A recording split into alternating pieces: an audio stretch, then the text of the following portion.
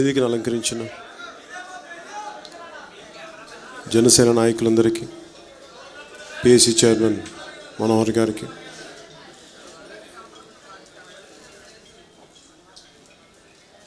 General secretary Shivshankar గారికి, సోదరులు నాగబాబు గారికి, ప్రతి ఒక్కరికి పేరు పేరున ప్రతి ఒక్కరికి నా హృదయపూర్వక నమస్కారం.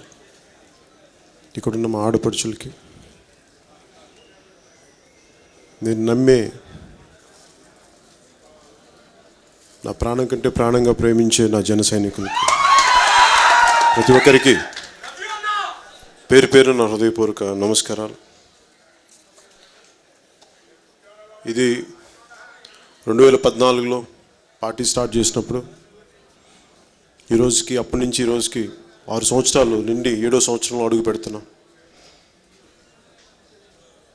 ఈ సందర్భంగా మీకు ఒక విషయం తెలియజేయాలనుకుంటున్నాను. నేను సినిమాలోకి రాకముందు నన్ను అడిగింది ఏంటంటే, ఈ అబ్బాయితోటి, అప్పుడు ఇంకా నేను ఈ అబ్బాయితోటి సినిమా తీస్తే అసలు ఎంత బడ్జెట్లో తీయచ్చని అడుగుతున్నప్పుడు, ఒక ₹1 కోటి 70-80 లక్షలు సినిమా తీస్తే చాలా గొప్ప అబ్బాయితో ఉంటుంది. అంటే ప్రతి ఒక్కరూ నా స్థాయిని పరిమితం చేసేవాళ్ళు. నా స్థాయిని కదా, జనరల్గా ఒక ఇతని స్థాయి ఇంతే అని పరిమితం చేస్తారు. నేను ఎప్పుడు ఏం నమ్ముతానంటే, మన స్థాయి, నేను ఎవరి స్థాయిని నేను జడ్జ్ చేయను. నేను మీ స్థాయి ఇది నేను ఎప్పుడు చెప్పను. ఎందుకంటే ఎవరిలో ఏ శక్తి దాగుందో నాకు తెలియదు. కాబట్టి నీ స్థాయి ఇంతే నేను ఎప్పుడు మాట్లాడను. అలాగే ఆ రోజున నేను కనుక వాళ్ళ మాటలే కనుక ప్రభావితం అయ్యి, నా స్థాయి ఇంతే, వాళ్ళు మీరు ఇది చెప్పారు కాబట్టి నా స్థాయి ఇంతే నేను డిసైడ్ చేసుకుని ఉంటే, ఇంతమంది ప్రజల అభిమానం, ఇంత మీ గుండెలో నాకు స్థానం ఉండేది కాదు. నిజంగా వాళ్ళ మాటలే కాదు, నేను నమ్ముంటాను. నేనేం నమ్మానంటే నేను భగవంతుడు నాకు ఇచ్చిన ఈ బాబు ఆపమ్మా కొంచెం బాబు, భగవంతుడు నాకు ఇచ్చిన ఈ జీవితాన్ని, నాకు ఎంత, నా కెపాసిటీ ఎంతో, దానికి సంపూర్ణంగా పనిచేద్దామని ఉద్దేశంతో నేను ఒక అడిగేస్తాను. అది ఏ పని ఇచ్చినా కానీ. ఒక యోగి ఆత్మకథను చదువుకుంటున్నప్పుడు, ఇప్పుడు 10th క్లాస్లో, అందులో నాకు ఒకటి చాలా ప్రభావితం చేసింది. అంటే నీకు ఏ పని చేసినా, అంటే నీకు ఇల్లు ఊడ్చే పనే నా పని అనుకున్నప్పుడు, ఎంత శుభ్రంగా ఇల్లు ఊడుస్తానా అంత శుభ్రంగా చేయంతే. అంటే పనికి మటుకు వెనకాడికి, ఏ పని అయినా సరే సంపూర్ణంగా చేశాను. అలాగే నాకు నటుడిగా నాకు ఒక పని ఇచ్చినప్పుడు దాన్ని సంపూర్ణంగానే చేశాను. ఎవరో ఇచ్చిన పరిమితులు నేను తీసుకోలేదు. నా పరిమితులు ఏంటో నాకు తెలుసు. మీరెవరు నా పరిమితులు డిసైడ్ చేయడానికి అనుకునేవాడిని. అలాగే జనసేన పార్టీ పెట్టినప్పుడు 2014లో నేను ఎప్పుడు అనుకూల పరిస్థితులు ఎప్పుడు ఏ పని చేయలేదు. నేను ఎప్పుడు నా జీవితంలో అన్నీ నాకు ప్రతికూల పవనాలు ఉన్నప్పుడే నేను పని మొదలుపెట్టాను. అంటే నాకు అన్ని ఎదురు తిరిగే పరిస్థితుల్లో, విపత్కర పరిస్థితుల్లో, తండ్రి ముఖ్యమంత్రులయ్యో, బంధువులు ముఖ్యమంత్రులయ్యో, ఇలాంటి నేపథ్యంలో నేను రాలేదు.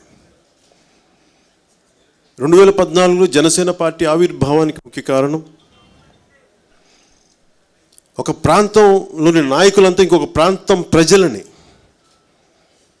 విచక్షణారహితంగా తిడతా ఉంటే ఒక్కళ్ళు మాట్లాడలేదు, అందరూ భయపడిపోయారు, ఇంకోటి చేశారు. అంటే ఈ రోజున వైసీపీ చేస్తున్న తప్పు ప్రజలందరిది ఎలాగ అవుతుంది? ఒక ముఖ్యమంత్రులు లేదంటే వాళ్ళ పాలకవర్గం చేస్తున్న తప్పులు ప్రజలందరికీ అంటగడితే ఎట్లా కదా? అలాగే ఆ రోజున ఆంధ్ర పాలకులు ఎవరైనా వాళ్ళు పాలించిన తప్పులకి, వాళ్ళు పెట్టిన పాలసీలకి ఆంధ్ర ప్రజలనే మాట్లాడతారండి. ఎవరు మాట్లాడరండి దీని మీద అంటే నాకు అర్థమైంది ఏంటంటే, అర్థం కాలేక కాదు, ఎవరికి ధైర్యం లేక దాడులు చేస్తారేమో ఆయన మాట్లాడితే. అంటే ఏం కావాలి సమాజానికి, ఏం కొరబడింది సమాజంలో అంటే ధైర్యం కొరబడింది. అందుకు 1000 కోట్లు ఉన్నాయి ఒక్కొక్కళ్ళకి, 1000 కోట్లు ఉన్నాయి, తక్కువ లేవు ఎవరికి. 1000 ఎకరాలు, 1000 కోట్లు, కానీ మనుషుల్లో, సగటు మనుషుల్లో ధైర్యం పోయి చచ్చిపోయింది. నేను జనసేన పార్టీ పెట్టింది, ముఖ్యమంత్రులు అవుతామో లేదో తెలియదు, పార్టీ ముందుకెళ్తో లేదో తెలియదు, కానీ ఈ పిరికి సమాజానికి ధైర్యం నూరిపోయడానికి వచ్చాను. జనసేన పార్టీ అందుకు పెట్టాను.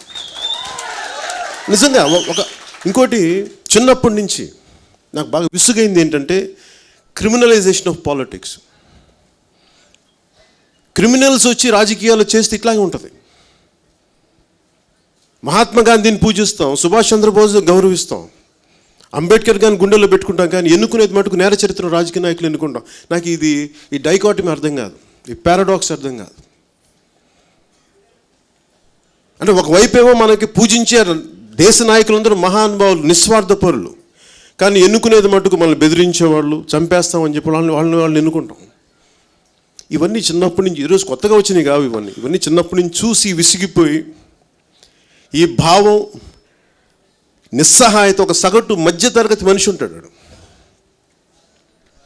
ఒక పోలీస్ కానిస్టేబుల్ కొడుకు ఒక ఉద్యోగాన్ని ప్రారంభించిన ఒకడు తండ్రి అలాంటి వాడికి పుట్టిన కొడుకు ఎలా ఉంటాడంటే నిస్సహాయుడు ఉంటాడు. నిస్సహాయత అంటే ఎంత మధ్యతరగతి నిస్సహాయత. కోపం ఉంటుంది, చెయ్యాలని తప్పని ఉంటుంది, కానీ చేసే ధైర్యం ఉండదు. నా పిరికితనం మీద నేను అనుక్షణం పోరాటం చేశాను. నేను టీన్స్ నుంచి, నా ప్రీ టీన్స్ నుంచి అనుక్షణం పోరాటం చేసి ధైర్యం తెచ్చుకొని, ఈ ధైర్యం తెచ్చుకోవాలంటే ఏం చేయాలి?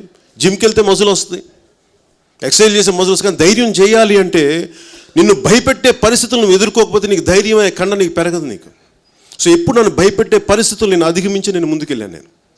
సో జనసేన పార్టీ పెట్టడానికి కూడా అందరిలాగే నేను కూడా ఓకే, మంచి యాక్టింగ్ కెరీర్ ఉంది, సినిమాలు కొన్నిసార్లు ఆడలేకపోయినప్పటికీ డబ్బుకి కొరవ ఉండదు, ధైర్యం ఉండాలి. లేదంటే అట్లీస్ట్ నేను నా మనస్సాక్షికి నేను కూడా ఆమ్ చైర్ థింకర్లా కూర్చొని ఇళ్లలో కూర్చోవచ్చు, సినిమాలు చెప్పేచ్చు కథలు, కానీ నిజ జీవితంలో వచ్చి మాట్లాడగలం లేదా? మాట్లాడితే ఏమంటారేమో, భయపెడతారేమో, దాడులు చేస్తారేమో. అవన్నీ చూసిన వాడిని అంతకుముందు పొలిటికల్ ప్రాసెస్లో కూడా అనుభవం ఉండి కూడా, అంటే అంతకుముందు రాజకీయ అనుభవం ఉండి ఎలాంటి ప్రతికూల పరిస్థితులు ఎదుర్కొని కూడా ఇంకొకసారి పార్టీ పెట్టాలంటే నాకు అనిపించింది ఏం జరుగుతుంది, మహా అయితే ప్రాణాలు తీసేస్తారు, అంతకుమించి ఏం జరగదు. కానీ ధైర్యంగా ఒకటి మాట్లాడాడు అనిపించుకుంటే చాలు అని చెప్పి జనసేన ఆ రోజు 2014 స్టార్ట్ చేశారు. వీటన్నిటికీ ముఖ్య కారణం క్రిమినలైజేషన్ ఆఫ్ పాలిటిక్స్. మనందరం ఏమో చదువుకోవాలి, కాలేజీలకు వెళ్ళాలి, బుద్ధిగా ఉండాలి, మనమేమో చట్టాలు పాటించాలి, పోలీసులు కనిపిస్తే నమస్కారాలు కొట్టాలి, ఆర్టీవీ మనకి రెవెన్యూ అధికారుల దగ్గరికి చేతులు కట్టుకుని అయ్యా మాకు ఇట్లా పెన్షన్ రావాలని వాళ్ళ దగ్గర నిలబడాలి. కానీ ఎమ్మెల్యేలకి మటుకు మనం రూల్ చేసే ఎమ్మెల్యే వాళ్ళకి ఏ రూల్స్ ఉండవు. మనల్ని రూల్స్ పాటించే యంత్రాంగానికి, ప్రభుత్వ యంత్రాంగానికి కానీ రాజకీయ నాయకులకి వాళ్ళకి రూల్స్ పాటించాల్సిన అవసరం లేదు, మనమే రూల్స్ పాటించాలి. ఎందుకంటే మనం వాళ్ళ బానిసలు, మన ఎదురు తిరిగితే చావు కొడతారు, అది భయం మనకి. నేను చాలామంది సమూహాల్లో నేను పిరికోళ్ళని బతకదలుచుకోలేదు నా జీవితంలో. పిరికితనం నాకు చాలా చిరాకు, చాలా చిరాకు నాకు పిరికితనం అంటే. ఎందుకంటే ఇన్ని పుస్తకాలు చదివి అంబేద్కరిజాన్ని అర్థం చేసుకొని, గాంధీజాన్ని అర్థం చేసుకొని, సుభాష్ చంద్రబోస్ తాలూకు పోరాట స్ఫూర్తిని అర్థం చేసుకొని కూడా మనం కూడా భయపడితే ఎట్లా? భయపడి కత్తులు కటార్లు తుపాకులు తీసుకుని యుద్ధం చేయాలని చెప్పట్లా. బలంగా ఒక అభిప్రాయం కూడా చెప్పలేవా నువ్వు? అంత పిరికివాడివా నువ్వు? ఆ విసుగు వచ్చింది నాకు ఇవన్నీ చూసి. అంటే అప్పుడు నేను అనుకున్నా నీకుందా ధైర్యం అనుకునేవాడిని. ఒక 10 సంవత్సరాలు ఆలోచించాను. తక్కువ అంటే నేను అర్థం చేసుకుని నేను నిలబడగలనా లేదా అంటే నేను ఖచ్చితంగా నిలబడగలను. ఒక అడుగు ముందుకేయాలి. ఆ రోజు వచ్చినప్పుడు జనరల్గా ఒక పార్టీ పెట్టడానికి ఎవరుంటారు ఆ రోజున? ఒక పార్టీ పెట్టి ఎవరైనా చూడండి, భారతదేశంలో ఎవరు పార్టీ పెట్టినా చాలామంది మేధావులు, న్యాయవాదులు, చాలా అనుభవజ్ఞులు కలిసి చర్చించి మన సమాజంలో జరుగుతున్న పరిస్థితులు, దీని మీద ఒక కొత్త ఆల్టర్నేట్ పొలిటికల్ థాట్ రావాలి, ఒక ప్రత్యామ్నాయ రాజకీయ ఆలోచన విధానం కావాలని చెప్పి ఆలోచించి చర్చించి దాని మీద చాలా లోతైన విశ్లేషణ జరిపి ఒక పార్టీ పెడతారు. ఒక 15 మంది 20 మంది మేధావుల సమూహం కలిపి. కానీ నేను పార్టీ పెట్టేటప్పటికి అలాంటి మేధావులు నా పక్కన ఎవరు లేరు. అసలు నాతో ఏకీపించే మేధావులే లేరు. ఎవరన్నా వస్తే సార్ మన కులం ఇంకో కులం కలిపి మనం ఇలా చేస్తే మిగతా ఈ 2 కులాలను కలుపుకుంటే మనం వాళ్ళని కొట్టచ్చు. లేదంటే ఇట్లా మాట్లాడేవాళ్ళు తప్ప. మానవత నశించిపోతుంది, దేశం దెబ్బతింటుంది, దేశ సమగ్ర ఇట్లా ఈ ఆలోచన విధానం లేదు. నాకు అది ఇబ్బంది పడింది నాకు. కానీ నేను నమ్మింది ఎవరు నమ్మానంటే ఆ రోజున యువతను నమ్మాను నేను. ఆ రోజున జనసేన చాలామంది అడగచ్చు ఎందుకు నువ్వు పార్టీ వెంటనే నిర్మాణం చేయమంటే నాకు తెలుసు వచ్చిన వాళ్ళు పారిపోతారని తెలుసు. గట్టిగా ఒక అరుపరిస్తే పారిపోతారు, అంత పిరికోళ్ళు అయిపోయారు మన సమాజం. నాకు అలాంటి వాళ్ళు అవసరం లేదు. పిడుగు మీద పడ్డా పిడుగు మీద పడ్డ ఫిరంగి గుండు వదిలినా కానీ గుండెంగా చొక్కా తీసి నిలబడే గుండె ధైర్యం ఉన్న వ్యక్తులు కావాలి నాకు. కేవలం ఆవేశం ఉంటేనే సరిపోదు. నాకు వీళ్ళందరూ చేసుకోవడానికి మరి ఏం కావాలి దీనికంటే ఫస్ట్ నిలబడగలిగే ఒక్కడు కావాలి. నేను నిలబడగలనా? ఆ ఒక్కడు నువ్వు అవ్వగలవు, నేను నిలబడగలను. అలాగే నీతో పాటు నడిచే 10 మంది సమూహం కావాలంటే 1,00,000 మంది వస్తారు. ఇదే రాజమండ్రిలో మనం 2019లో కవాత్ చేసినప్పుడు దాదాపు 7 లక్షల మంది ఇక్కడ దాకా వస్తే 3 లక్షల మంది చుట్టుపక్కల బార్డర్స్లో ఇరుక్కుపోయారు. అంటే దాదాపు ఒక 10 లక్షల మంది. మరి 10 లక్షల మంది యువత రోడ్డు మీదకి వచ్చి ఓటు ఎవరికి వేశారు? ఎవరైతే రౌడిజం చేస్తారో, ఎవరైతే క్రిమినల్స్ని ఎంకరేజ్ చేస్తారో వాళ్ళకి ఓటేశారు. నాకు అనిపించింది, అది నాకు తెలియక కాదు, ఇలా ఉంటుంది. కాకపోతే ఎక్కడో చోట ప్రభావితం, ఒక మార్పు అనేది మొదలు పెట్టకపోతే ఇంకెప్పటికీ రాదని చెప్పి ఉద్దేశంతో చాలా బలంగా నిలబడ్డాం ఆ రోజు. ఒక ఓటమి తీసుకోవడం ఎంత కష్టమో నన్ను అడగని చెప్తాను నేను. 10 సంవత్సరాలు ఒక హిట్తో, ఒక 5 సంవత్సరాలు అప్రతిహతంగా విజయం సాధించిన తర్వాత 10 దశాబ్దం పాటు నాకు హిట్ లేదు. అలా చూస్తూ ఉన్నాను. అలాగే ఇంత ప్రజాభిమానం ఉండి పార్టీ పెట్టాలంటే ఓటమిని ఎదుర్కోవాలి, కంపల్సరీ ఎదుర్కోగలను. ఎదుర్కొంటే గెలవడానికి ప్రతి ఒక్కడు మగాడే, ప్రతి ఒక్కడు మనగాడే. కానీ ఓటమిని ఎదుర్కోవడానికి సిద్ధంగా ఉన్నారు. ఎవరు ఓటమిని ఎదుర్కోవడానికి సిద్ధంగా? ఎందుకంటే ఓటమిని ఎదుర్కోవాలంటే చాలా బలమైన భావజాలం కావాలి. అడిగి ఉంటాం పోతాం మనకు తెలియదు, కానీ ఈ భావజాలాన్ని నమ్ముకొని నేను నిలబడతాను. అది ఏ భావజాలం అయి ఉండాలి? అది అందరినీ కలిపే భావజాలం అయి ఉండాలి. నీ కుటుంబం కాకపోతే, నీ కులం కాకపోతే నరికేయండి, లేదంటే నీ మతం కాకపోతే చంపేయండి. ఇలాంటి భావజాలం ఉండకూడదు. మానవత్వానికి నిలబడే భావజాలం ఉండాలి. క్రిమినల్స్ని ఎంకరేజ్ చేయని పాలిటిక్స్ ఉండాలి. ఇవన్నీ కలిపి ఇది చెప్పాలంటే, ఇది చూసే వినేవాళ్ళకి ఎలా ఉంటుందంటే, అసలు తెలుగుని మాట్లాడతాను అనుకుంటాను, నేను మాట్లాడుతాను. అసలు నిలబడతారు ఇవన్నీ, ఇన్ని నీతులు చెప్తే నిలబడతారంటే ఖచ్చితంగా నిలబడతారు. నిలబడి ఉన్నాం కాబట్టి ఈరోజు మీ ముందు నిలబడి ఉన్నాం. ఓటమి తర్వాత ఎవరు నిలబడతాడు? భయం, పారిపోవాలనిపిస్తుంది. ఇది 7వ సంవత్సరం నిలబడ్డాం అంటే ఇంకో 70 సంవత్సరాలు కూడా నిలబడుతుంది. ఇంకో 7 దశాబ్దాల తర్వాత కూడా నిలబడతాం. ఎందుకంటే నా తర్వాత కూడా ఈ భావజాలం, ఈ పార్టీ ఉండాలని కోరుకునేవాడిని. అందుకని నేను ఒక ఎలక్షన్ కోసం నేను ఆలోచించను. రాబోయే ఎన్ని తరాల కోసం మనం పని చేయగలను, నేను దాని గురించి ఆలోచిస్తాను. నేను యువత ఎలా ఉండాలి అని చూస్తే, ఈరోజు నేను ప్రతి మీటింగ్లో కూడా నేను చెప్పింది ఏంటంటే, యువతకు కూడా ఎక్కువ శాతం యువతకి ఇవ్వండి ఓట్లు. మన సీట్స్ స్థానిక ఎన్నికల్లో అందరూ జేజేలు కొట్టడానికో లేదంటే స్లోగన్ అరవడానికి వెళ్ళిపోతున్నారు, కానీ నిలబడి పోరాటం చేయడానికి చాలా తక్కువ మంది. 1,00,000 మంది వస్తే ఒక 4 నిలబడతారన్నదే సందేహం నాకు. కానీ రేపొద్దున 4 ఆ 1,00,000 మందిని మార్చేయగలరు. 1,00,000 మంది మెదళ్ళని, నాయకుడు అనేవాడు ఎలా ఉండాలంటే 1,00,000 మంది మెదళ్ళని కదిలించగలిగే శక్తి ఉన్నాడే నాయకుడు. నిన్ను ఒక 10 మందిని కదిలించగలిగేవాడే నాయకుడు. 10 మంది మెదళ్ళని కదిలించగలిగేవాడే నాయకుడు. అలాంటి వాళ్ళు రావడానికి సమయం తీసుకుంటారు. అందుకే నేను నిలబడాలి. ఫస్ట్ ఓటమిని తీసుకోవాలి. నేను ఓటమిని ఎందుకు బలంగా తీసుకోగలనంటే, గెలవడం తెలిసిన వాడిని కనుక. అందుకే నేను ఓటమిని తీసుకోగలను. ఆ గెలుపు ఎలా ఉండాలంటే, మభ్యపెట్టో, భయపెట్టో, మనుషుల్ని ప్రలోభాలు పెట్టి అలాంటి గెలుపు లేదు. ఎప్పుడో గెలిచేవాళ్ళం. ఇందాక పెద్దలు మనోహర్ గారు మాట్లాడుతూ చాలా సత్సంబంధాలు ఉండి ప్రధానమంత్రి గారికి కానీ, మోస్ట్ పవర్ఫుల్ వల్లభాయ్ పటేల్ గారి తర్వాత అంత బలమైన హోంమంత్రి మళ్ళీ మనకి అమిత్ షా గారిలో చూస్తాం మనం. అలాంటి వ్యక్తి నన్ను వచ్చి పర్సనల్గా అడిగినా కానీ నేను నాదైన స్టాండ్ తీసుకున్నాను తప్ప నేను ఎక్కడా కూడా తగ్గలేదు. ఎందుకు తగ్గలేదంటే, నా ఉద్దేశం రాష్ట్ర ప్రయోజనాలు, తెలుగు ప్రయోజనాలు నాకు అంత అవసరం నాకు. అందుకే నా ఉనికిని చంపేసుకోలేదు. అందుకనే నేను నా ఉనికిని చంపేసుకుంటే పవన్ కళ్యాణ్ వాడు చచ్చిపోతాడు. జనసేన అనే ఉనికి నేను చంపేస్తే పవన్ కళ్యాణ్ చచ్చిపోతాడు. అందుకే నేను ఎప్పుడు జనసేన ఉనికి నేను చంపను. జనసేన అది వచ్చినా రాకపోయినా నిలబడి ఉంటుందండి ఆ మొక్క.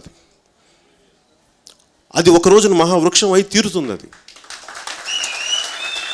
కానీ అంటే చూడండి, నేను నిలబడ్డాను ఆ రోజున ఇందాక మనోహర్ గారు చెప్పిన యువతంతా అడిగారు, మీకు వాళ్ళందరూ మీకు ఎంత సత్సంబంధాలు ఉన్నాయి కదా, మీరు వెళ్ళి మాట్లాడరు ఏంటి ఇది అని మాట్లాడితే, నేను మీకోసం మాట్లాడాను.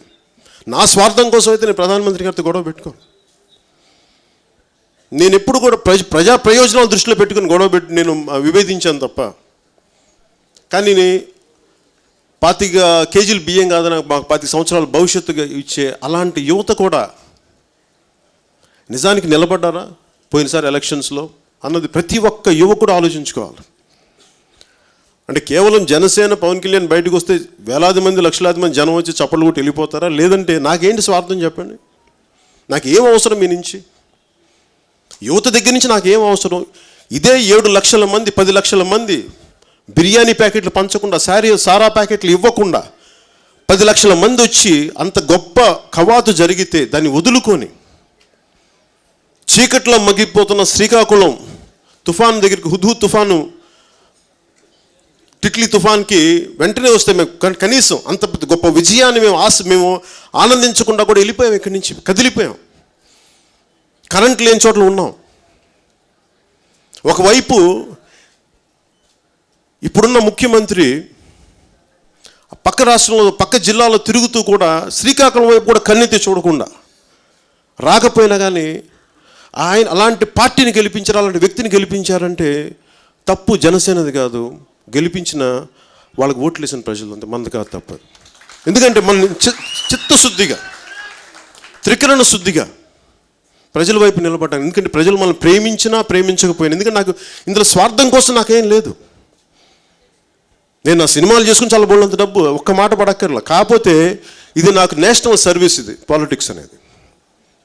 ఎందుకంటే నేను అంబేద్కర్ గారిని మేము గుండెల్లో పెట్టుకున్నప్పుడు, గాంధీ గారి ఆశయాల్ని ముందుకు తీసుకెళ్లాలనుకున్నప్పుడు, సుభాష్ చంద్రబోస్ స్ఫూర్తిని, పోరాట స్ఫూర్తిని ముందుకు తీసుకెళ్లాలనుకున్నప్పుడు కేవలం నా స్వార్థం కోసం నా పని నేను చేసుకుని సరిపోద్ది. దేశం సర్వీస్ కూడా చేయాలి, నేషనల్ సర్వీస్. జనసేన పాలిటిక్స్లో ఉంది అంటే it's a part of national service అది. అందుకని మనం మిగతా వాళ్ళకి వెళ్ళిపోయి కాంట్రాక్టర్ డబ్బులు సంపాదించుకోవాలి, మనం అలాంటి నీచంగా మనం చేయలేము. అవన్నీ నాకు నైతిక బలం రాదు అలా ఏం చేసినప్పుడు. మన పని మనం చేసుకుంటూనే రాజకీయాలు చేయాలి. Politics is a national service అది. సో ప్రతి యువతి యువకులకి పెద్దలకు కూడా నా ఉద్దేశం, నా విజ్ఞాపన ఏంటంటే, ఏదో వెంటనే పదవి వీటికి కాకుండా ఒక నేషనల్ సర్వీస్గా చూడండి దీన్ని. ఇది చాలా అవసరం. ఇది ఒక స్థానిక ఎన్నికల్లోనే ఇంత పార్టీ క్రైమ్ తీసుకుంటే, ఇంత పార్టీకి నేరాలు జరుగుతూ ఉంటే ఎవరు మాట్లాడతారు? స్వయంగా పోలీసులే కూర్చొని బెదిరిస్తూ ఉంటే ఎట్లాగా? పోలీసులు అదుపు చేయాల్సిన వ్యవస్థే వాళ్ళకి అండగా ఉండి, వాళ్ళ తప్పులు పొలిటికల్ వ్యవస్థ చేస్తే పోలీసులు ఎదురు తిరగాల్సిన పోలీస్ వ్యవస్థ వాళ్ళకి అండగా నిలబడితే,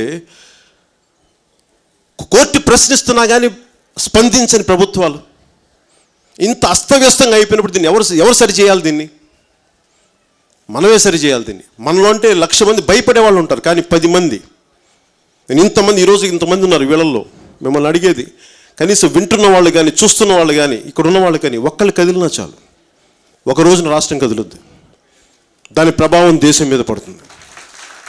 నేను మిమ్మల్ని కోరుకున్నది కూడా అదే. నేను ఈరోజు నేను నిలబడి ఉన్నానంటే దెబ్బలు తిని కూడా మేము నిలబడే ఉన్నాం. సుఖమైన ప్రయాణం చేయలేదు ఇన్ని సంవత్సరాలు. మేము చాలా ఇబ్బందికరమైన ప్రయాణం ఎప్పుడు చెప్పుకోలేదు.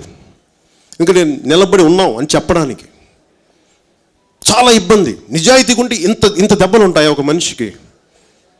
నీతి నిజాయితీలతో ఇంత దెబ్బలు పడతాయి, ఇంత దెబ్బలు తింటామా మనం అంటే ఇలాగే ఉంటుంది. సమాధానం నాకు ఇదే వచ్చింది, ఇది ఇట్లాగే ఉంటుంది. ఇది తెలియక తెలిసి గుండె ధైర్యంతోనే వచ్చాం రాజకీయాల్లోకి. మనతో పాటు వస్తాం, టికెట్లు తీసుకొని కూడా ఆఖరి నిమిషంలో వేరే పార్టీకి వైసీపీకి వెళ్ళిపోతే మనం ఏం చేయగలం? వీళ్ళని రాజోళ్ళని కాదు, ఎక్కడైనా సరే. అంటే ధైర్యం లేదు ఎవరికి. అంటే ఒత్తిడి పెట్టుకొని విలువలాడిపోతున్నారు. నాకు ఇలాంటి వ్యక్తుల సమూహం నాకు అవసరం లేదు. నాకు నిలబడే 10 మంది చాలు. నాకు నిలబడే 10 మంది యువకులు, నిలబడే 10 మంది ఆడపడుచులు, నిలబడే 10 మంది పెద్దలు చాలు. నాకు లక్షలాది మంది అవసరం లేదు. ఎందుకంటే సమాజానికి నిస్వార్థంగా ఆలోచించే నాయకులే అవసరం అవుతుంది భవిష్యత్తులో. ఈ రోజున ఇంతమంది వచ్చారు బయటికి. ప్రతి ఒక్కళ్ళు ఎంపీటీసీ దగ్గర నుంచి, జెడ్పీటీసీల దగ్గర నుంచి ఎంపీలు అందరి దాకా కనీసం 1 కోటి నుంచి 70, 100, 150 కోట్లు ఖర్చు పెట్టిన వాళ్ళు అందరూ, ఖర్చు పెట్టబోయే వాళ్ళు, ఖర్చు పెట్టిన వాళ్ళు, వీళ్ళందరూ ఏం చేస్తారు? తిరిగి ఖర్చు పెట్టిన డబ్బులు వాళ్ళు పెట్టుబడి. ఇది వ్యాపారం అయిపోయింది. రాజకీయాలు వ్యాపారం స్థాయి దాటి ఇది సర్వీస్ స్థాయికి వెళ్ళాలని మనస్ఫూర్తిగా జనసేన కోరుకుంటుంది. జనసేన అలా నడుస్తుంది. మనం సాధించింది ఏంటి ఈ 6 సంవత్సరాల్లో 7వ సంవత్సరాలు అడుగు పెడితే సాధించింది ఏంటంటే అసలు పార్టీని నడపగలరా, నువ్వు నిలబడగలవా అంటే నిలబడి ఉన్నాం కాబట్టి ఇంకో 7వ సంవత్సరంలో అడుగు. ఢిల్లీ వెళ్ళినప్పుడు ఎవరైతే వచ్చిన పుస్తకం చదువుతూ ఉంటే దాంట్లో అనిపించింది, చదివాను దాంట్లో, జనసంఘ్ పార్టీని రద్దు చేసి జనతా పార్టీలో కలిపేశారు ఆ రోజున. అదే జనసంఘ్ అంటే వాళ్ళు ఆ రోజున మనం ఎందుకు లేదు, మన పార్టీ ఉనికి తీసేసి అందరం కలిపి ఒకటే పార్టీ పెడదామని అనుకున్నప్పుడు చాలా ఆలోచించారంట. మన ఉనికిని చంపేసుకోవాలి, లేదు మన దేశ ప్రయోజనాలకు కలిపి ఒకటే పార్టీ ఉండాలనుకున్నప్పుడు మళ్ళీ తిరిగి దాన్ని ఎలా పునరుద్ధరించాలో తెలియలేదు. చాలా ఇబ్బందులు పడిన, తప్పులు చేసాం అది ఇది అనుకుంటే అలాంటి ప్రయాణం నుంచి భారతీయ జనతా పార్టీని పెడితే 2 సీట్లు వచ్చినాయి వాళ్ళకి. ఆ 2 సీట్ల నుంచి ఈ రోజున కొన్ని దశాబ్దాల కాలంలో అహర్నిశలు కష్టపడి ప్రతి ఒక్కళ్ళు ఈ రోజున అప్రతిహతమైన ప్రభుత్వంగా ఉండిపోయింది భారతీయ జనతా పార్టీ ప్రభుత్వం ఈ రోజున రాష్ట్రం. ఇది ఎందుకు చెప్తున్నాను ఈ మాట అంటే, ఎందుకు మనం పొత్తు పెట్టుకున్నాం, చాలామంది కాంగ్రెస్ నాయకులు అడిగారు, వీళ్ళు అడిగారు పొత్తు పెట్టుకోమని, అందరూ అడిగారు. మిగతా పార్టీలకి భారతీయ జనతా పార్టీకి తేడా ఏంటంటే మిగతా అన్ని వారసత్వ పార్టీలు. అంటే అలాగే ఎవరు కూడా ఒక భారతదేశం అంతా తెలిసే నాయకత్వం ఎవరు లేరు మన మిగతా పార్టీస్లో ఎక్కడ కూడా. ఉదాహరణ కాంగ్రెస్లో కూడా రాష్ట్రం దేశం తెలిసిన వ్యక్తులు తెలిసే ఒకళ్ళిద్దరు ఉన్న కొద్ది గొప్ప, రాహుల్ గాంధీ ఒకరు తెలుసు, లేదా సోనియా గాంధీ గారు, ఇంకెవరు తెలియదు మనకి. కానీ ఈ దేశాన్ని బలంగా పటిష్టంగా చేయాలని నేను రాష్ట్ర ప్రయోజనం ఇవన్నీ పక్కన పెడితే ఒకసారి దేశ ప్రయోజనాలు చాలా ముఖ్యం, దేశ సమగ్రత చాలా ముఖ్యం. దేశ సమగ్రతని, ఈ దేశాన్ని ఏకంగా ఉంచాలంటే ఈ భావాన్ని కట్టుబడిన ఎక్కువ మంది సమూహంతో కూడిన ఒక బలమైన సమూహం కావాలి. ఈ రోజున బలమైన నాయకులు ఉండొచ్చు, నరేంద్ర మోదీ గారు ఉండొచ్చు, అమిత్ షా గారు ఉండొచ్చు. ఇంకో 5-10 సంవత్సరాల తర్వాత వీళ్ళు కాకపోతే ఇంకొక బలమైన నాయకులు భారతీయ జనతా పార్టీలోనే వస్తారు. ఎందుకంటే ఇక్కడ వారసత్వపు రాజకీయాలకి వ్యతిరేకంగా ఒక చిన్నపాటి విద్యార్థుల్ని చదువుల్ని తీసుకొని, ఉదాహరణ కర్ణాటకలో నాకు తెలిసిన ఒక 2 ఎంపీలు అసలు ఒకళ్ళు జర్నలిస్ట్, ఒక అబ్బాయి, ఇంకొక అబ్బాయి లాయర్, స్టూడెంట్స్ యూనియన్లో పనిచేసిన కుర్రాడు, 27 ఏళ్ళు ఎంతో, 28 వాళ్ళని ఎంపీలు చేశారు. వాళ్ళకి ఏ బ్యాక్గ్రౌండ్ లేదు వాళ్ళకి. సో ఇలాంటి నాయకత్వాన్ని గుర్తించగలిగి ప్రభావితం చేసి వాళ్ళని పైకి తీసుకెళ్ళగలిగేది అవన్నీ చూసి నేను భవిష్యత్తులో ఎలా ఉన్నా కానీ ఇది భారతీయ జనతా పార్టీ పొత్తు అవసరం ఈ దేశానికి, నా వంతు నేను ఉండాలి అని చెప్పేసి మేము అందరం ఆలోచించుకొని అర్హం ఖాన్ గారితో కూడా చర్చించాం. భారతీయ జనతా పార్టీ అనగానే చాలామందికి ముస్లిం వ్యతిరేకం అనే ఒక భావన కలిగిపోయింది అందరికీ. అది ఎందుకు కాదు అని అందరూ ఆయన చర్చించిన తర్వాత అందరినీ ఒప్పించిన మీదట మైనారిటీ ఇస్లాం నాయకులు కూడా ఒప్పించిన తర్వాత నేను భారతీయ జనతా పార్టీలోకి పొత్తుగా వెళ్ళాం మేము, ఎందుకంటే ఆర్గ్యుమెంట్ ద్వారా. అని ఎందుకు ఇప్పుడు ఉదాహరణ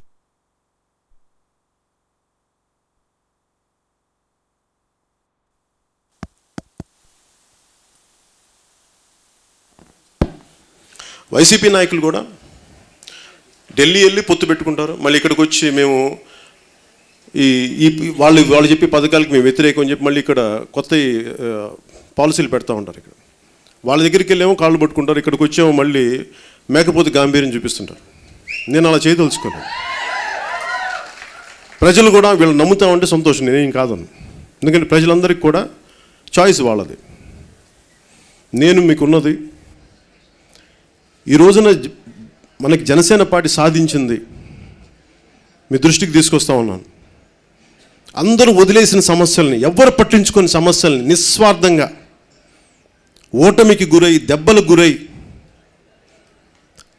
అలాంటి పరిస్థితుల్లో ఒక ఆడపడుచు వచ్చి, దివ్యాంగురాలు వచ్చి ఒక 2-3 నెలల క్రితం, అన్న మేము నా బిడ్డని ఒక 14 ఏళ్ళ బిడ్డని చంపేశారన్న, స్కూల్కి వెళ్ళిన బిడ్డ శవమై తిరిగి వచ్చిందన్న, అప్పుడున్న అధికార పార్టీ తెలుగుదేశం పట్టించుకోలేదన్న, ఇప్పుడు వచ్చిన అధికార పార్టీ వైసీపీ పట్టించుకోలేదన్న. న్యాయం చేయమంటే ఒక ఓడిపోయిన పార్టీగా నాకు ఎంత నిస్సహాయత ఉందో మీకు చెప్పలేను నేను ఆ రోజున. అదే ఆ రోజు వీడియో చూస్తే కూడా మీకు నా కళ్ళలో అదే ఉంది, నిస్సహాయత. ఇది ఏమీ చేయలేని నిస్సహాయత. కళ్ళ ముందు బిడ్డకి అన్యాయం జరిగింది అంటే నేను ఆవిడ స్థానంలో ఉంటే నేను ఏంటి అనేది ఆలోచించాను ఆ రోజున. జనసేన అలాంటి నిస్సహాయులకి అండగా నిలబడే పార్టీ జనసేన. అంటే ఓట్లు వేస్తారా, ఓట్లు వెయ్యరా, నాకు నిజంగా తెలియదు. ప్రజలు మనల్ని వదిలేయలేమో కానీ మనం ప్రజల్ని, నేనైతే ప్రజల్ని వదలను. ఎందుకంటే ఆవిడ నిస్సహాయత చూసి, ఇప్పుడు దిశ మర్డర్ కేసులో ఒక రౌడీలు కాబట్టి కాల్చి పిలిచి చంపేశారు, ఫేక్ ఎన్కౌంటర్ చేశారు, చంపేశారు. అందరం చప్పట్లు కొట్టాం. కానీ ఒక రెసిడెన్షియల్ స్కూల్కి వెళ్ళి చదువుకొని తిరిగి రావాల్సిన బిడ్డ రేపుకు గురై, 14 ఏళ్ళ బిడ్డ రేపుకు గురై చచ్చిపోతే దాని గురించి ఎవరు మాట్లాడరు. పోలీస్ శాఖ సపోర్ట్ చేయదు. పంచనామా అన్నీ కూర్చోబెట్టి క్లియర్గా రేపుకు గురైన అమ్మాయిని అన్నీ రాసినా కానీ, అన్ని ఆధారాలు ఉన్నా కానీ ముందుకెళ్ళరు. మరి వీళ్ళని ఏం ఎన్కౌంటర్ చేయాలి వీళ్ళని? ఎందుకంటే వాడు రేప్ చేసిన వాడు ఒక క్రిమినల్ లేదంటే ఒక మామూలు అయితే చంపేయచ్చు, ఈజీ, విజిలాంటీ జస్టిస్ చేయొచ్చు. ఇలాంటి వాళ్ళని ఎలా చేస్తాం? దీనికి సిస్టంలోనే మార్పులు రావాలి, వ్యవస్థలోనే మార్పులు రావాలి. వ్యవస్థలో మార్పులు రావాలంటే మనలాంటి వాళ్ళందరూ బయటికి రావాలి, మనలాంటి వాళ్ళందరూ బయటకు వచ్చి మాట్లాడాలి. అలా మాట్లాడబట్టే ఈ రోజున సుగాలి ప్రీతి కేసు సిబిఐ దాకా వెళ్ళింది. జనసేన లేకపోతే ఆ కేసు మనకి ఎప్పటికీ బయటికి రాదు. అనేక వేలాది కేసుల్లో అదొకటే అయిపోయింది. కానీ ఈరోజు ఎందుకు అంటే, ఒకసారి ఒక కేసు ఎందుకు పట్టుకుంటామంటే చాలామందికి స్ఫూర్తి ఇవ్వాలి. అది అనేక మంది రెసిడెన్షియల్ కళాశాలల్లో ఆడబిడ్డలు స్వయంగా నాకే చెప్పారు. నేను అరకుకి వెళ్తే, అన్న ఇక్కడ మమ్మల్ని హాస్టల్స్లో మాకు రాళ్ళు ఇసిరేస్తారన్న చాలామంది ఆకతాయిలు వచ్చి, రెసిడెన్షియల్ కాలేజ్ బిడ్డలు. అలాంటి వాళ్ళందరికీ భయం వేయాలి. పోలీస్ వ్యవస్థ ఉంది, ఇంకా పౌర సమాజం చాలా బలంగా ఉంది, అన్యాయం జరిగితే ఎదుర్కొనే వ్యవస్థ ఉంది, ఇంకా ప్రజలు ఉన్నారు ఆ ధైర్యం ఇవ్వడానికి. అది నిజంగా మీరెవ్వరు కానీ, చాలామంది ఆ రోజు జన సైనికులు అనంతపురం కర్నూలు కానీ రాకుండా కానీ ఉండుంటే నాకు కూడా అంత ధైర్యం ఉండేది. నాకు నమ్మకం ఏంటంటే, ఓట్లు వేసినా వేయకపోయినా ఇంకా యువతలు ఇంకా అగ్ని ఉంది, ఆ మంట ఉంది, న్యాయం జరగాలన్న ఒక వేదన ఉండబట్టి అంతమంది వచ్చారు ఆ రోజున. దాదాపు 25,000 మంది పైగా, 30,000 మంది పైగా వచ్చారు ఆ రోజున అనంతపురం సభకి. అంతమంది రాబట్టే రాష్ట్ర ప్రభుత్వానికి వేరే గత్యంతరం లేకుండా దాన్ని సిబిఐకి అప్పగించింది ఆ కేసుని. ఇది ఒకటే కాదు, ఇది ప్రతిదీ కూడా. మన గోదావరి జిల్లా రైతులకు అన్యాయం జరిగినా, గిట్టుబాటు ధర రాకపోయినా, అలాగే అమరావతి రైతులకి వాళ్ళకి ఇవ్వాల్సిన బకాయిలు ఇవ్వకపోయినా, అనేక ప్రత్యేక పరిస్థితుల్లో కూడా. అంతేగాని మనం తెలుగుదేశం ప్రభుత్వం సపోర్ట్ చేశాం కానీ అందుకని వాళ్ళు మాట వింటారని కాదు. ఈరోజు వైసీపీకి వాళ్ళు ఇండివిజువల్గానే వచ్చారు. కాకపోతే అంటే ప్రజల తాలూకు మన ప్రజల్ని ఉత్తేజపరిచి వాళ్ళందరూ ఏకతాటిపైన తీసుకురాగల శక్తి జనసేనకు ఉంది. ఈ రోజున మనకి ఒకే ఒక ఎమ్మెల్యే ఉండొచ్చు, ఆయన ఈరోజు ఉన్నారా లేదని ఆయన మనస్సాక్షికి, అది నేను వదిలేస్తున్నాను. అలాగే ఈరోజున జనసేన స్థానిక ఎన్నికల్లో వైసీపీ ప్రధాన ప్రత్యర్థి అయిన ఎక్కువ మంది ఎమ్మెల్యేలు ఉన్న వాళ్ళ పార్టీని వదిలేసి జనసేన మీద పడుతున్నారంటే ఎందుకు భయం అంటే మన బలం ఉండబట్టి వాళ్ళు భయపడుతున్నారు. అందుకని ఎవరినో రానివ్వండి, వెళ్ళిపోనివ్వండి, కానీ లార్డ్ టెన్నిసన్ పోయిం లాగా men may come men may go but I go on for ever. వచ్చేవాళ్ళు రానివ్వండి, పోయేవాళ్ళని పోనివ్వండి, కానీ మనం మటుకు నిరంతరంగా నడుస్తూనే ఉందా, నిరంతరంగా ప్రవహిస్తూనే ఉంది. ఈ రోజున ఎన్ని దాడులు అంటే, ఉదాహరణకి పార్టీ జనరల్ సెక్రటరీ బొలిశెట్టి సత్య గారి మీద, పిఏసీ సభ్యులు హరిప్రసాద్ గారి మీద, నేను చిత్తూరులో సంఘటన, వినీత నగరం గారి మీద ఇన్ఛార్జ్ ఆవిడ మీద, నగిరి ఇన్ఛార్జ్ ఆవిడ మీద దాడి, రాళ్ళు విసిరేట్లు, ఎంత ఈ ఫైల్ నేను రాత్రి నుంచి చదువుతూ ఉన్నాను. మొత్తం కోకొల్లలుగా ఇన్సిడెంట్లు ఒక్క జనసేన మీద. అంటే ఏమి ప్రభావితం లేదు, ఏం బలం లేదు అని మన అండర్మైన్ చేస్తూనే మన మీద ఇంత దాడులు చేస్తున్నారంటే, మన మీద ఇంత దాడులు జరుగుతున్నాయి, భౌతిక దాడులు అంటే మనం చాలా బలమైన వ్యక్తులు అని అర్థం. అది దయచేసి అది మీ దృష్టిలో పెట్టుకోండి. అలాగే చాలామంది కొత్త యువతకు అవకాశం ఇద్దాం అనుకుంటే నిలబడిన వాళ్ళందరికీ మనస్ఫూర్తిగా నేను మీకు అభినందనలు తెలియజేస్తాను. పోటీ చేసి నిలబడుతున్న ఇక్కడ ఉన్న మీలాంటి యువత కూడా ఇక్కడ మీలాంటి గుండె ధైర్యం పార్టీకి కావాలి. సో మీ అందరినీ మనస్ఫూర్తిగా నేను అభినందనలు తెలుపుకుంటా ఉన్నాను. భవిష్యత్తులో నేను కోరుకునేది ఒకటే, మీ అందరికీ ముఖ్యంగా యువతకు సంబంధించి, ఒక గొప్ప యోగి ఒక ఊరికి వెళ్తూ అన్ని ఊర్లకి వెళ్ళి ఆయన ఉపన్యాసాలు ఇస్తూ ఉంటారు. ప్రజలను ఉత్తేజపరిచే ఉపన్యాసాలు, సమాజం కోసం ఉపయోగపడి పెట్టుకుంటే, ఒక ఊరికి వెళ్తే అక్కడ చెరువుని దాటి వెళ్తూ ఉన్నారంట. ఆయన అన్నారంటే అవసరం లేదు, మన ఇక్కడ ఆగుదాం రాత్రి అంటే అవసరం లేదు, ఇక్కడ యువకులకి మనం చెప్పాల్సిన అవసరం లేదంటే, అదేంటి చాలామంది ఉన్నారు దారి పొడవునా కనిపించారు కదా అంటే, లేదు యువత అయితే ఉన్నారు కానీ చెరువు చూస్తే మొత్తం పాచి పట్టేస్తుంది. అంటే కనీసం దిగి ఈత కొట్టలేని వాళ్ళు, అంటే కానీ ఉన్న బలమైన చెరువు ఉండి కూడా ఇక్కడ ఏమి అంటే వాళ్ళకి పని లేకుండా ఉన్నారు. చెరువులో పాచి పట్టిందంటే యువత ఇక్కడ ఏం పని లేకుండా ఉన్నారు. ఇలాంటి యువత అయితే ఉన్న చోట మనం ఉండాల్సిన అవసరం, వెళ్ళిపోదాం పదా అని చెప్పి. ఎందుకు చెప్తున్నానంటే, నేను మిమ్మల్ని నమ్మాను. నేను నా స్వార్థం కోసం రాలేదు, మనస్ఫూర్తిగా నమ్మండి. నా స్వార్థం కోసం నేను రాలేదు. నేను ఇంతమంది చేత నేను మాటలు అనిపించుకోకర్లేదు. మొన్నెవరో కాకినాడలో ఒక నాయకుడు తిట్టినట్టుగా అలాంటి మాటలు నేను అనిపించుకోకర్లేదు. వ్యక్తిగతంగా అలాంటి నా మాటలు తిట్టుండుంటే, పూర్తిగా నేను యాక్టర్ అయినుంటే, అలాంటి మాటలు నన్ను కానీ తిట్టుండుంటే, గతంలో నేను యాక్టర్గా ఉన్నప్పుడు ఎలాంటి పనులు చేసినా అలాంటి పనులు చేసేవాడిని. అలాగే చాలామంది నా తల్లిని దూషించారు. నా తల్లిని దూషించే పదం, ఇన్ని తిట్లు ఎందుకు పడ్డాను? నాకు ఉప్పు కారంతో నా పౌరుషం ఉండదా? నాకు కోపం రాదా? నాకు కడుపు మండదా? ఎందుకు భరిస్తాం ఈ మాటలంటే, నా కోపాన్ని దాటాను కాబట్టి నేను పొలిటికల్ పార్టీ పెట్టాను. దయచేసి మీరు అర్థం చేసుకోండి. దేనికి ఆ కోపాన్ని ఎందుకు దాటానంటే, సమాజం నా కుటుంబం. రేపొద్దున నేను పార్టీ పెట్టకుండా కానీ ఉండుంటే, సుగాలి ప్రీతి గారి తల్లి నా దగ్గరకు వచ్చి ఏడుస్తే నేను నిస్సహాయత ఉండేవాడిని, ఏం చేయలేకపోయావాడిని. అవునమ్మా లోకం చెడ్డ తల్లి అని చెప్పేసి నేను కూడా తలదించుకొని ఇంట్లో ఒక్కడే కూర్చొని తిట్టుకునేవాడిని, చెప్పుతో కొట్టుకునేవాడిని. కానీ నాకు ఈ రోజున చాలా తృప్తిగా ఉంది ఓడిపోయినప్పటికీ. ఎందుకంటే నేను ఒక న్యాయం కోసం నిలబడ్డాను. నిస్సహాయాల కోసం, గొంతు కోసం, వాళ్ళకి అన్న మాకు సహాయం అందట్లేదని నిలబడ్డాం. అది ఉద్దానం దగ్గర నుంచి సుగాలి ప్రీతి కేసు వరకు. దీనిలో ఏ స్వార్థం లేదు. ఏముంది అంటే, సమాజం బాగుండాలని కోరుకున్నాం. ఎందుకంటే మేమందరం గొప్ప నాయకుల నుంచి ప్రభావితం అయిన వ్యక్తులం మేము. అందుకు నిలబడినాం. ఇందులో ఓటములు ఉంటాయి, గెలుపులు ఉంటాయి, చిత్కారాలు ఉంటాయి, చీదరింపులు ఉంటాయి, అన్ని తట్టుకోవడానికి సిద్ధంగా ఉన్నాం మేము. ప్రతికూల పరిస్థితుల్లో ఇంత బలంగా నిలబడ్డామంటే ప్రత్యర్థి పార్టీలు అందరూ ఆలోచించాలి. మా మీద దాడులు చేసిన, మా కార్యకర్తల మీద కేసులు పెట్టిన, మమ్మల్ని బెదిరించిన, ప్రలోభాలు పెట్టిన, మేము బలంగా నిలబడే సమూహం జనసేన. దీనిదైన రోజు వచ్చినప్పుడు మా సత్తా ఆ రోజు చూపిస్తాం. అప్పుడు దాకా భరిస్తాం మేము. అప్పుడు దాకా భరిస్తాం. 2 వాక్యాలు చెప్పి ముగిస్తాను. ఇది నాకు ఇష్టమైన కవి, హిందీ రాష్ట్ర కవి రామ్ధారి సింగ్ దినకర్ గారు రాసింది. పరశురామ్కి ప్రతీక్ష అని ఆయన ఒక హిందీ కవితా సంకలనం రాశారు. దాంట్లో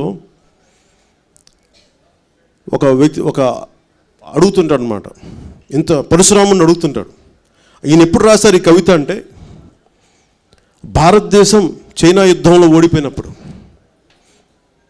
ఎందుకంటే చైనీయులు హిందీ చీనీ బాయ్ బాయ్ అని చెప్పి వెనకాలకి వెళ్ళి పొడి చేశారు. మనం నమ్మితే గొంతు కోసేశారనమాట. ఆ కోపంతో, ఆవేదనతో ఎందుకు ఓడిపోయాం మనం అంటే, భారతదేశంలో నిస్సత్వం ప్రవహించింది, భారతదేశపు నరాల్లో ధైర్యం కోల్పోయింది, మెత్తదనం వచ్చేసింది.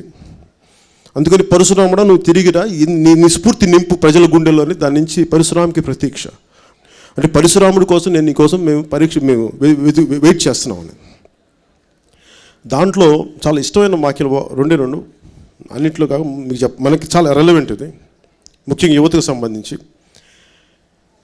ఎక్కడైతే వీరత్వం నశించిపోద్దో, ఎక్కడైతే ధైర్యం నశించిపోద్దో అక్కడ పుణ్యం క్షీణిస్తుంది. ఎక్కడైతే వీరత్వం నశించిపోద్దో, ఎక్కడైతే ధైర్యం నిలబడదో అక్కడ స్వార్థం గెలుస్తుంది. ఈ రోజున మనందరం కూడా ఆలోచించాల్సిందే. వైసీపీ చేస్తుంది కానీ, అంతకుముందు పార్టీలు చేసిన టీడీపీ చేసినవి కానీ మనల్ని భయపెట్టారు. వాళ్ళు టీడీపీ వాళ్ళు ఒకలా భయపెడితే ఈ రోజున వీళ్ళు ఇంకోలా భయపెడతా ఉన్నారు. వీటిని తట్టుకొని మనం పిరికితనం ఆహ్వానించుకొని మనం వాళ్ళకి లొంగిపోతామా, లేదా గుండె ధైర్యంతో ఎదుర్కొని నిలబడతామా అన్నది ఇక్కడ యువత, వింటున్న యువత కానీ చూస్తున్న యువత కానీ మీరు నిర్ణయించుకోవాలి. మీకు క్రిమినలైజేషన్ ఆఫ్ పాలిటిక్స్ కావాలంటే దయచేసి వచ్చే ఎన్నికలు కూడా మీరు క్రిమినలైజేషన్ ఆఫ్ పాలిటిక్స్, క్రిమినల్సే రాజకీయాలు ఏలాలి అంటే, క్రిమినల్సే మమ్మల్ని పరిపాలించాలి అని అనుకుంటే దయచేసి మిగతా పార్టీలకు వెళ్ళిపోండి, వైసీపీకి వెళ్ళిపోండి. అలా కాదు, ప్రజాస్వామ్యబద్ధంగా గుండెలు ఎదుర్కొని మన స్వాతంత్ర పోరాట యోధుల స్ఫూర్తితోటి మేము ఎదుర్కొంటాం, ప్రజలకి సమాజం కోసం పోరాటం చేస్తాం అనుకుంటే మటుకు జనసేనకి మద్దతుగా నిలబడిన మనస్ఫూర్తిగా కోరుకుంటూ, నాకు అండగా నిలబడ్డ, ప్రతికూల పరిస్థితుల్లో నిలబడ్డ మా ఆడపడుచులందరికీ, మా నాయకులందరికీ పేరు పేరున, మా జన సైనికులకి, మా కార్యకర్తలకి, వేదిక పైన నాయకులందరికీ ఉన్న ఆశీనులైన నాయకులందరూ ప్రతి ఒక్కరికి పేరు పేరున ధన్యవాదాలు తెలుపుకుంటూ సెలవు తీసుకున్నాను. జై హింద్.